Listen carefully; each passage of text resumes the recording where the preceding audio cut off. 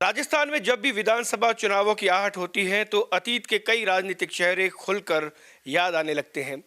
और बाड़मेर की चर्चा ना हो तो राजनीति की चर्चा करना भी बेकार है, क्योंकि राजस्थान की राजनीति में बाड़मेर जिले की बाड़मेर विधानसभा, जी हाँ, यहाँ पर कई और विधानसभाएं हैं, लेकिन जिला मुख्यालय की बाड़मेर विधानसभा हमेशा चर्चा का केंद्र रही है। पहली बात ये कि भारतीय जनता पार्टी का एकमात्र विधायक आज़ादी के बाद यहाँ पर बन चुका है, वो है तगाराम चौधरी। उनको भी काफ़ी वर्ष बीत गए, उसके बाद लगातार कांग्रेस आ रही है और उससे पहले भी लगातार कांग्रेस आ रही थी। जब यहाँ भाजपा जीत रही थी तो गुटबाजियाँ थी, गुटबाजी के चक्कर में जो जीतने वाले थे वो हार गए। उसके बाद इसकी बदला प्रवृत्तियाँ भी शुरू हुई और उसके बाद कई लोगों को पार्टी भी छोड़नी पड़ी। आज एक ऐसे ही राजनेता से बात करेंगे जो भारतीय जनता पार्टी के मैदान में पहले खेल चुके हैं और उसके बाद वो कांग्रेस में शामिल हो गए, निर्दलीय भी चुनाव लड़ा। हमारे साथ डॉक्टर मृदुरेखा चौधरी हैं, पेशे अधिवक्ता है और बाड़मेर की राजनीति की खासी जानकार भी हैं। सबसे पहले मैडम आपसे पहला सवाल यही करूंगा, काफ़ी सालों बाद हमारी मुलाकात हो रही है, तो कैमरे के सामने मुलाकात के बाद ये सवाल बनता है कि राजनीति में सक्रिय हैं या फिर संन्यास की कोशिश कर रहे हैं? मेरा ये मानना है कि जो जनता की सेवा में होता है उसका जो है संन्यास हो ही नहीं पाता है। जो दिल से सेवा करता है उसको संन्यास लोग लेने ही नहीं देते। जो आपको जानते हैं और जो लोग मृदुरेखा चौधरी के बारे में थोड़ा बहुत भी उनको जानकारी है, वो लोग ये सवाल कर रहे थे कि मृदुरेखा जी इतने साल थे कहाँ? नहीं नहीं, मैं तो जनता के बीच में ही थी। बीच में तो क्या, थोड़ा सा कोरोना टाइम था, फिर कुछ मेरे परिवार में 2-3 डेथ हो गई थी, इस वजह से मैं थोड़ा जयपुर और बाहर ज़्यादा आना जाना रहा, क्योंकि घर में बड़ी हूँ तो थोड़ी मेरी जिम्मेदारियाँ भी ज़्यादा हैं। और बाकी पब्लिक में तो डेथ में है, शादियों में तो जाती हूँ, हमेशा ही आती हूँ। मैं राजनीतिक रूप से जो मृदुरेखा चौधरी की पहचान थी, उनकी जो विजिबिलिटी थी, उसकी बात कर रहा हूँ। नहीं नहीं, ऐसा नहीं है, मैं अभी भी जा रही हूँ, मेरी कांग्रेस की पार्टी की तो मीटिंगों में जाती हूँ मैं। अच्छा, कांग्रेस पार्टी से जुड़ाव अभी तक कायम है? कुछ हद तक थोड़ा बड़े अनमने तरीके से कहा, क्यों इसका प्रतिक्रिया क्यों? क्या मन नहीं लग रहा है, क्या बात है? मेरा ये मानना है कि जिस आवेग के साथ में मैंने कांग्रेस को ज्वाइन किया था, और मुझे लगता था कि कांग्रेस एक ऐसी पार्टी है जो किसान और मजदूरों की पार्टी है, लेकिन मैंने वहाँ जाके ऐसा कुछ पाया नहीं। मुझे क्या पाया ये जानना चाहिए। मुझे ऐसा लगा नहीं कि कांग्रेस उस ग्रास रूट पे आज की तारीख में काम कर रही है जैसा माना जाता था।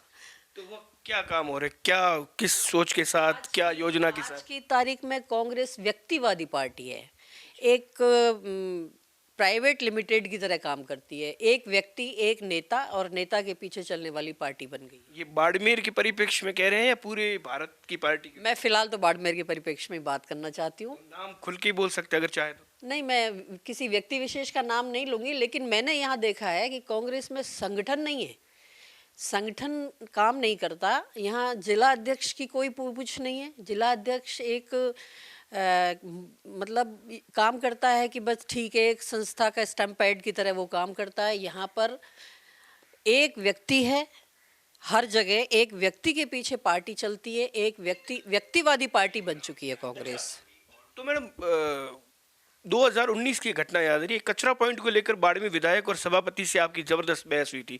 उस दिन के बाद मुझे लग रहा है कि थोड़ी सी अनमना जो आपका एक रिश्ता था वो उस वक्त से हो गया। नहीं, कचरा पॉइंट तो एक छोटा सा विषय था, वो आज तक नहीं उठा है। कचरा पॉइंट आज भी वही है, स्टेडियम के पास में कचरा पॉइंट इन्होंने बनाया। तो उस बहस का कहीं और तो नहीं, उसके बाद में मैंने इनको बहुत बार कहा, आप देखें स्टेडियम में जब भी वॉक करते हैं, क्योंकि यहाँ पर बहुत सारे बच्चे आते हैं, यूथ आता है, अपनी एक्सरसाइज कर रहे हैं, वॉकिंग कर रहे हैं, तो यहाँ का तो वातावरण शुद्ध होना चाहिए ना। यहाँ पॉल्यूशन फैलाने से क्या फ़ायदा? तो उस विरोध का दंड अभी तक मिल रहा है आपको ऐसा? नहीं, मेरे को क्या दंड देंगे ये? इस इलाके के लोगों को ये लोग वहाँ पूरे, हाँ, तो पूरे आज वातावरण आप देखो ना, स्टेडियम में आप वॉक करके देखो, आज भी इतनी बदबू और गंदगी वहाँ आती है, नाक मतलब पे कपड़ा ढकना पड़ता है घूमने के लिए। मैडम, जब आपने 2018 में कांग्रेस ज्वाइन किया, जहाँ तक मुझे याद है, उसके बाद से कब आपको ऐसा लगना शुरू हो गया कि भाई कहीं बहुत बड़ी गलती कर दी, जहाँ पे पार्टी नहीं है, व्यक्तिवाद है? मैंने ये देखा, जब शुरू में मैंने कांग्रेस ज्वाइन की थी तो कांग्रेस के बड़े लीडरों से मेरी काफ़ी सारी बातें हुई थी और इन्होंने मुझे और भी बहुत सारी बातों पे कमिटमेंट किया था। लेकिन कांग्रेस के लोग अपने कमिटमेंट पे खरे नहीं उतरे। आपने शायद एमएलए ऑफिस के अंदर ज्वाइन किया था। यस, एमएलए ऑफिस के अंदर प्रदेश के नेताओं के बीच में ज्वाइन किया था, और उस समय इन्होंने मुझसे बहुत सारी बातें और कमिटमेंट किए थे, लेकिन मैंने ये देखा कि समय रहते ये कमिटमेंट पर खरे नहीं उतरे। वो भी कोई बात नहीं, मेरे कार्यकर्ताओं के छोटे मोटे काम भी जब नहीं होने लगे कहने के बावजूद भी, तब मैंने इनको टोका भी, लेकिन इन लोगों ने इस चीज़ पर ध्यान देना बंद कर दिया। फिर सार्वजनिक हित के काम, जैसे माना कोई कचरा पॉइंट है या किसी को पानी की समस्या है या कोई और समस्या है, उन समस्याओं को भी जब ये लोग नहीं सुन रहे हैं, तो मैंने एमएलए को, क्योंकि आपको पता है कि जनता के हित के काम के लिए मैं किसी से कहने में चूकती नहीं हूँ कभी भी, मैंने इनको टोका भी बहुत बार, लेकिन मैंने ये देखा है कि वहाँ कुछ पर्टिकुलर लोगों की बात ही सुनी जाती है और अपने हिसाब से ही काम किया जाता है। संगठन को आप किसको शिकायत करो, यहाँ कोई है नहीं, कोई किसी की सुनने वाला नहीं है, कोई तारतम्य नहीं है। अच्छा मैडम, 2008 और 2013 की बात करते हैं। 2008 में भारतीय जनता पार्टी की आप टिकट लेकर आई, भाजपा ने आपको आपके ऊपर भरोसा किया, उसमें आप हार गई थी। कई नेताओं ने आपका खुलेआम विरोध किया, उसमें कई सीनियर दिवंगत नेता भी शामिल हैं जिनका नाम जिक्र करे ज़रूरी नहीं, सब जानते ही हैं बाड़मेर के लोग। 2008 की घटना के बाद 2013 आपकी टिकट कट गई, सामने जिन्होंने आपका विरोध किया तो उनको टिकट मिली, फिर आप निर्दलीय खड़े हुए और आपको वोट मिले उस वक्त 19,518 और 12.52%, और उनको मिले थे 37.22। अगर दोनों का टोटल कर दे तो सामने वाले कांग्रेस के प्रत्याशी जो है वो हार रहे थे। क्या लगता है कि 2013 में सही हुआ या गलत हुआ?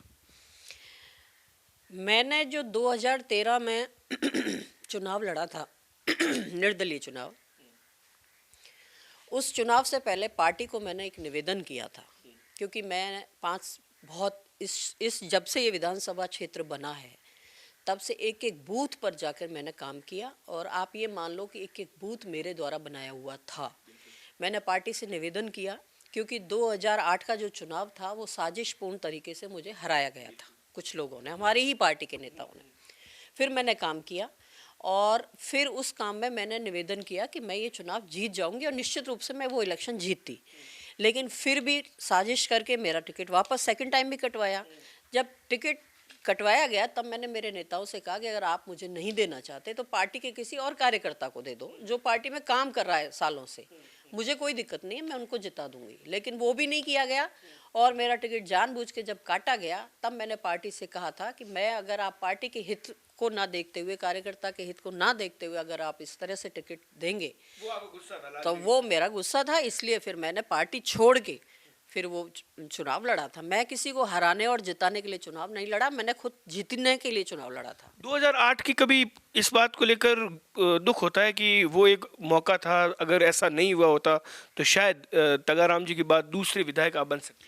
नहीं, ये नुकसान मेरा ही नहीं है, ये पूरी पार्टी का नुकसान हुआ। अगर वो इलेक्शन बीजेपी जीतती तो आज निश्चित रूप से ये सीट परमानेंट बीजेपी की सीट होती, इस पर कांग्रेस कभी नहीं जीत पाती। और उस बाद से जो गुटबाजियों का सिलसिला शुरू हुआ वो अभी तक आया? वो अभी तक कायम है, और इसीलिए ये जो प्रयोग किया बीजेपी ने, मतलब हमारे तथाकथित नेताओं के द्वारा जिस तरह की ये हरकतें की गई, उसकी वजह से है कि आज तक भी इस सीट पर बीजेपी जीत नहीं पाई है, और हर बार जो पार्टी प्रयोग कर रही है उसकी वजह से ये सीट इतनी कमजोर हो गई है। आपने कहा कि कांग्रेस में मन नहीं लग रहा है, तो वापस वही एक सवाल कि क्या घर वापसी की कोई ऐसी हम उम्मीद, या लोग, हम पत्रकार है, नेताओं के आने इधर उधर होने को उम्मीदें बहुत कयास लगाते हैं, आम जनता ये सोच सकती है कि पुरानी भाजपा की मृदु रेखा चौधरी बाड़मेर में फिर से एक बार दिख सकती?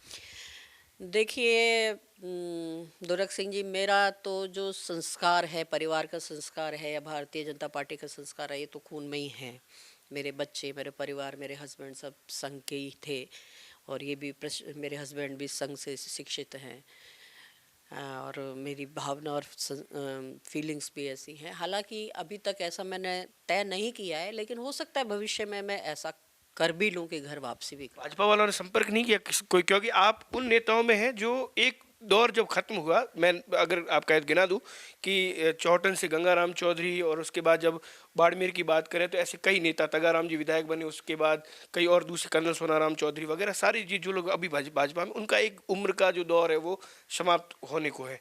तो क्या ऐसा लग रहा है कि भारतीय जनता पार्टी अब नए सिरे से अगर शुरुआत करें तो एक बहुत बड़ा फायदा पार्टी को हो सकता है।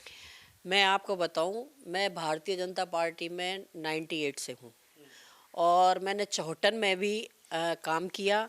उस समय भी मैंने, आपको याद हो तो, पैनल में मेरा फर्स्ट नाम था जिस समय गंगाराम जी आ गए थे और वहाँ से भी टिकट मांगा मेरा। वो फिर भी मैंने उनकी मदद की थी और एक एक बूथ चौटन का उस समय भी मैंने मेंबरशिप मैंने की थी। मैंने बहुत पार्टी के लिए खून पसीना दिया है और पार्टी के लिए मैं तब भी समर्पित थी और कभी भी मैंने पार्टी का विरोध नहीं किया, ना कर ही नहीं पाई मैं। रही बात नेताओं की, तो नेता तो मेरे से बहुत समय से संपर्क में हैं और वो कह भी रहे हैं, लेकिन अभी ऐसा कोई निर्णय मैंने किया नहीं है। लेकिन अगर करूँगी कभी वापसी का, तो भारतीय जनता पार्टी के लिए मैं कर सकती हूँ। क्षेत्र में मैं लगातार संपर्क में हूँ, हमेशा जाती रहती हूँ, लोगों से मिलती रहती हूँ। जनता का इतना प्रेम जितना पहले था आज भी है और जनता आज भी इंतज़ार कर रही है कि अगर आप आती हैं तो हम आपके साथ हैं। मुझे अच्छी तरह पता है कि मेरे जितने भी कार्यकर्ता थे, जो जो मेरे निर्दलीय के टाइम मेरे साथ थे, वो सारे घर बैठे हैं, एक भी इधर उधर नहीं गया है, सब इंतज़ार कर रहे हैं कि आप आओ। तो कहने का मतलब है कि तीसरा चुनाव भी मृदुरेखा चौधरी लड़ने का सोच रहे हैं। यस, चुनाव में ज़रूर लड़ूंगी। और इस बार जैसे जैसे 2023 के विधानसभा चुनाव नजदीक आ रहे, पार्टी से अपनी वापस संपर्क दावेदारी ये सिलसिला शुरू होने वाला है। हो सकता है भविष्य में। तो कांग्रेस को विदाई कब तक उम्मीद करें? तो आप कह तो चुके हो। अभी देखो, ऐसा कुछ तय नहीं है, लेकिन हाँ ये तय है कि मैं इस बार चुनाव लड़ूंगी। बहुत बहुत धन्यवाद मृदुरेखा जी, और आपने इतना समय दिया।